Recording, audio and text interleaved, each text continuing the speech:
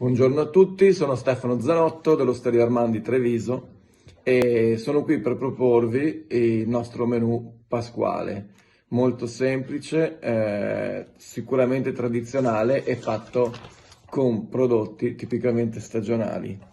Partiamo con un semplicissimo antipasto con gli asparagi grattinati, vengono grattinati con della pancetta rotolata e alla fine serviti a ventaglio con un uovo all'occhio. Poi come primo piatto abbiamo un risotto con i bruscandoli, anche questi si trovano spontaneamente in giro nei campi, nei fossi, eccetera.